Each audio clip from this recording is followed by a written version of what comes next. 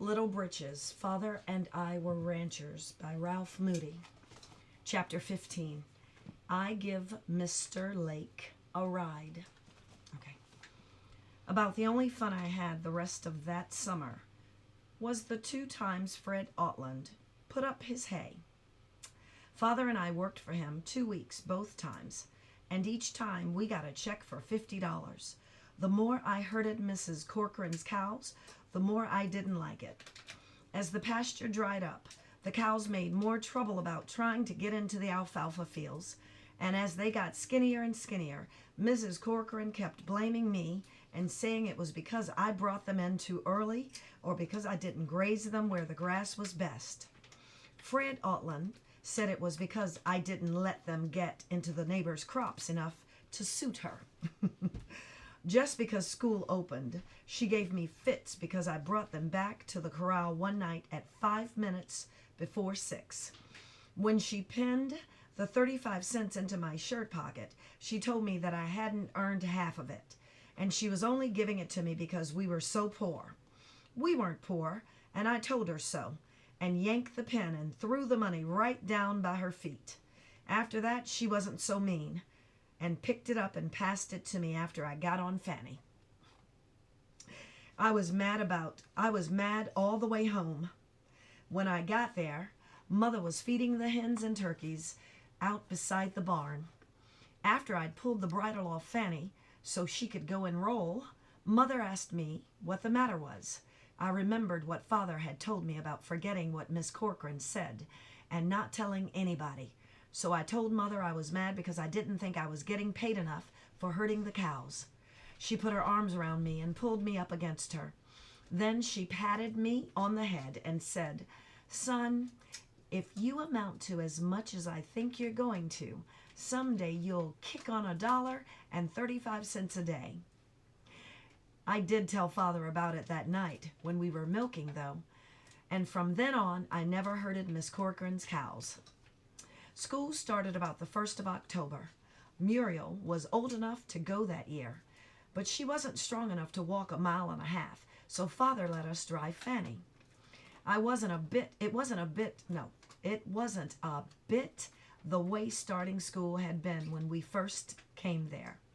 All the kids knew we had a horse now, and that I had ridden up the mountain to go get Two Dog, and that I had made Mrs. Corcoran pay me 35 cents a day for herding her cows.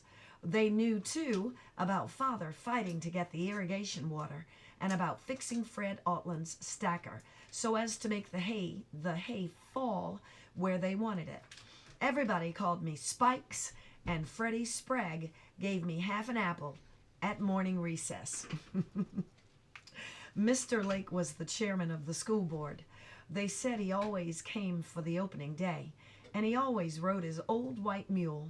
He was a little man, quite a lot older than Father, and he had big joints at the knuckles of his hands. All morning he sat up on the little platform by Miss Wheeler's desk and watched everything we did. While he was watching us, he kept pulling his fingers, one at a time, until he made the knuckle pop. Just when you didn't expect it, he would point at somebody and ask him to bound California, or what body of water ask him to bound California, or what body of water the Mississippi River emptied into, or something else. He got me on the worst one. He pointed his finger right at me and said, "You, little low-headed fella, go to board and write me par a pair with a pair of scissors. Pair a pair with a pair of scissors." The only 2 kinds I knew were pear and pear, pear P-E-A-R, and pear P-A-I-R. And I got all mixed up on whether there was 2 S's or 2 Z's in scissors. He banged his head down on the desk. He banged his hand down on the desk and told Miss Wheeler she wasn't a very good teacher, or I'd know better than that. Then he told her to put me back in the 1st grade in spelling till he came again. I was pretty much ashamed of myself because the kids liked Miss Wheeler. Because we all liked Miss Wheeler. And I was pretty much ashamed of myself because, goodness, because we liked Miss Wheeler, and I didn't want to get her in a mess with her boss, but Grace got mad. She jumped right out of her seat and told him that it wasn't Miss Wheeler's fault because we were new there, and that I never could spell cat without a K anyway. All the good it did was that he made her stand with her face in a corner till noontime. He said that would learn her not to sass her elders. Everybody was talking about old Mr. Lake while we were eating our lunches, and Willie Aldevote dared me to sneak out in the afternoon and put a burdock burr under his saddle. I pretty near lost my nerve, but the more I looked at him, the madder I got. So halfway between recess time and 4 o'clock, I put up 2 fingers, and Miss Wheeler nodded at me. Mr. Lake had a 2-cinch saddle, and I only had to loosen the back one a little bit so I could get that burr well underneath the middle. From then till school let out, I was so nervous I could hardly think at all. But he didn't make me answer any more questions, so I don't think he noticed me. As soon as Miss Wheeler tapped the school's out bell, we all grabbed our caps and coats and ran for the carriage shed. So the boys made a big piece of work about getting their harnesses down and getting the straps straightened out. All the girls knew about the burr too, and they stood around twittering and giggling and trying to look as if they didn't see Mr. Lake when he came out and put the bridle on his mule. Just as soon as he put his foot in the stirrup, the old mule went crazy. Mr. Lake let go of the reins and sat kerplunk down against the board fence. And the mule bucked so hard, he'd have made a bronco look like a carriage horse. After he had the saddle slewed way over the side of his belly, he shot right out through the turnstile gate and raced up the road. As he went through the gate, he smashed the turnstile all to pieces, ripped the saddle right off. Maybe Miss Wheeler wasn't a very good teacher, but Mr. Lake sure was. I learned at least a dozen new words from what he said about that old white mule.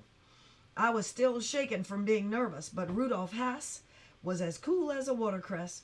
He went over and helped Mr. Lake get up and asked him if he couldn't drive him home in his buggy. Of course, Grace had to tell Mother all about Mr. Lake coming to school.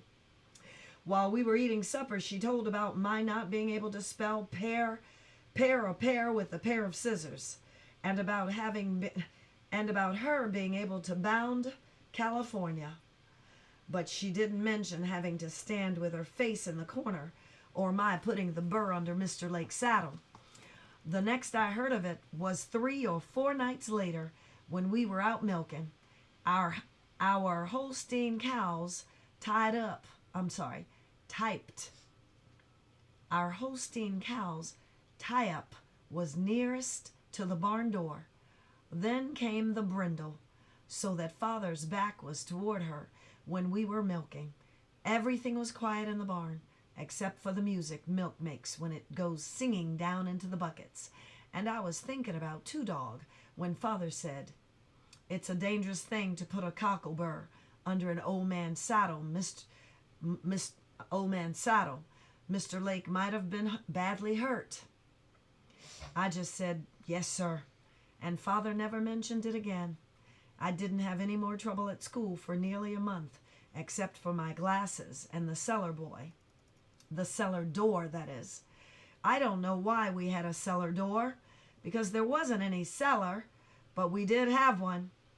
It was one of those bulkhead doors that slant like a lean-to roof. Some of us were sliding down it one day when I ran a big long splinter inside my behind. Into my behind. It broke off inside the skin, and there was nearly an inch of it in there. Willie Aldevo, he tried to get it out with the little blade of his jackknife, but he couldn't, so he called Grace. She tried to get hold of it with her fingernails, but she didn't have any more luck than Willie. Then Miss Wheeler picked at it with a needle, and finally she sent Grace and Muriel to take me home. I think Mother always did kind of like operations. She put an Elion sheet over the kitchen table, draped scissors, darning needles, and Father's whisker tweezers into a basin of boiling water, and rolled up her sleeves. It looked as though she was really going to do a big job, and I wasn't very happy when I shimmied up on the table. It seemed as if Mother were trying to dig clear to China. First, she tried tweezers, and then she tried darning needles, but the splinter was so rotten that all she could do was nibble away at it. Nibble away at the end of it. The more she dug, the more I bled, and the louder I yelled. Grace stood by with a strip of torn sheet to mop off the blood. Every few minutes, she mopped away my tears with the same rag, and tell me that the worst would be over soon. I peeked over my shoulder once or twice, and Mother's mouth was clamped up tight. It was a long operation. I must have been on the table for half an hour, but it seemed like a month. At last, Mother put both hands on her hips and said, "Well, we'll just have to let nature take its course. It will fester in a day or two and come right out by itself, okay?" While she was court plastering a patch on my behind and helping me get my overalls back on, she explained to me that Mother Nature was the best surgeon of them all, and that everything would work out nicely in a couple of days. In the time she was telling me, I was wishing she had thought it was sooner, and not tried to give old Mother Nature quite so much help when she didn't need it. That splinter bothered my writing for a week or two while I waited for the fester to come and the splinter to go, but nothing happened except that a hard little lump formed around the splinter. Once in a while, if I slide around quick, I remember that it's still there. Still right there. I didn't know that I should tell others about my glasses, because my Heavenly Father and I are the only ones who know how I lost them. Maybe the sun was too bright when I was out herding cows, or maybe I got too much hay dust in my eyes during stacking time. But anyway, as soon as I got back to school, my eyes started smarting every time I read very long. Miss Wheeler went to talk to Mother about it, and Mother took me in to Denver to be fitted with glasses. It was lots of fun to peek through the little gadgets the man put over my eyes, and to have drops put in them that made everything seem as if I were looking through a rain-covered window. But I didn't like the glasses. They were silver-bowed glasses, and Mother told me I'd have to wear them all the time and couldn't do anything where I'd be apt to get them broken because they cost $2.25. I wore them to school 3 days. That is, I wore them every time somebody caught me and made me put them on. The rest of the time, I kept them in my blouse pocket. Miss Wheeler was as bad about them as Mother, and I think Grace was worst of all. I stood it just as long as I could, and then in the middle of the afternoon on the third day, I put up 2 fingers. To whoever built the privies at our schoolhouse dug the holes good and deep. When I came back to the schoolroom, I had lost my glasses. Miss Wheeler and everybody stayed after school to help me hunt for them, but we never found them anywhere. Before we could spare another $2.25, my eyes got better. The end of chapter 15.